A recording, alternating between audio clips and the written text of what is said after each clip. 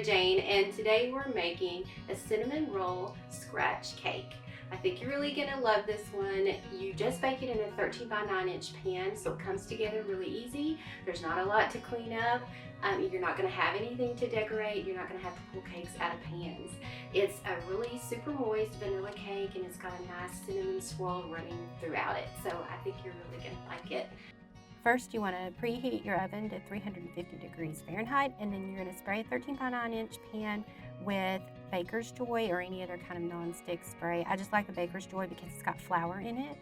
And then in a smallish bowl, you're going to make the cinnamon topping. So you're going to add 1 cup of packed brown sugar and then a half cup of butter. And I just used unsalted butter. Make sure it's room temperature or close to room temperature.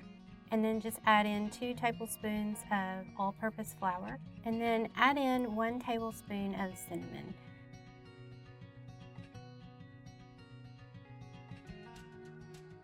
And then I just take a mixer. You can also just use a fork if you want to, but it's quicker to just use a hand mixer and mix it all up. And you don't want it to be smooth. It's just going to be pretty crumbly, and that's what you're looking for.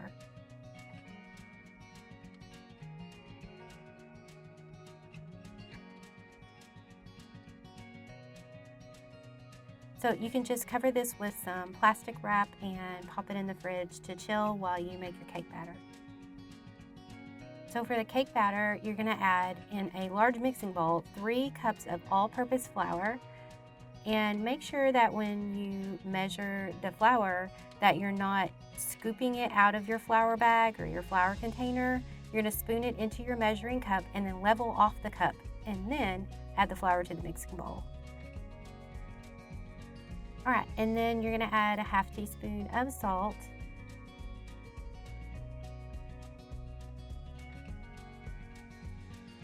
And 3/4 cup of just plain granulated sugar.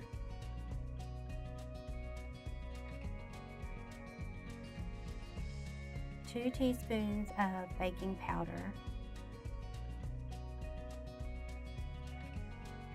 And then 1 teaspoon of baking soda.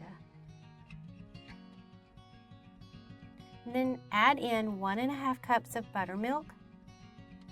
Try to get the full fat buttermilk if you can. If you can't, you can just use the low fat, it's okay.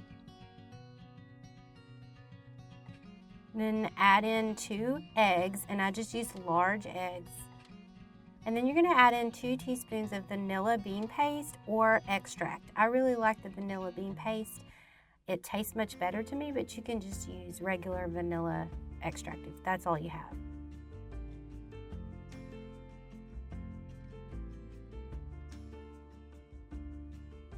Okay, and you're gonna just mix everything up. Just make sure that you are scraping down the sides of the bowl periodically, and then that you're not mixing too long. You just wanna mix it until everything is just well combined.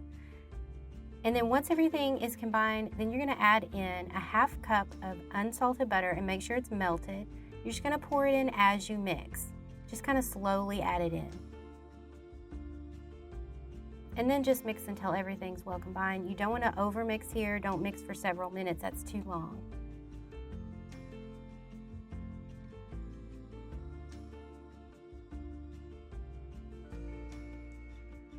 Then you're going to pour it into your pan, and the batter is really going to be thick on this one. It's okay, you didn't do anything wrong. It's just a thick cake batter.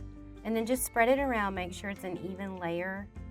And then you're gonna take your cinnamon topping, and I'm just using 2 forks to do this. You could, I guess, use your hands if you wanted to. I liked using the 2 forks because it kind of made it crumble a little bit more. But you're just gonna add that cinnamon topping to the top of your cake batter.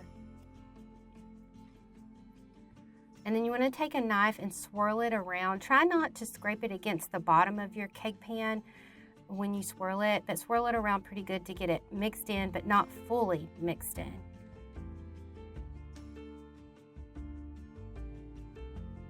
And then you're gonna bake it at 350 degrees for about 30 to 35 minutes. And so to make the glaze, you're gonna add 2 cups of confectioner's sugar to a mixing bowl. And then I'm using my vanilla paste again, but you can just use vanilla extract, and you're gonna add 1 teaspoon in. And then add in about 5 tablespoons of milk or cream. And then just whisk it all up really well until everything is smooth.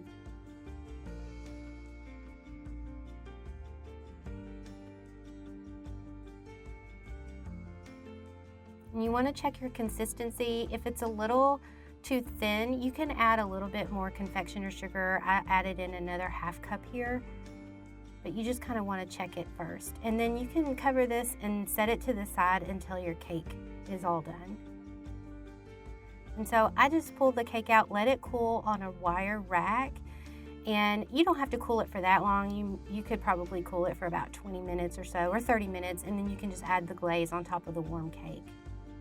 You could probably just pour the entire glaze over the cake. I don't know why I just slowly spooned it on, but it really doesn't matter how you get it on there.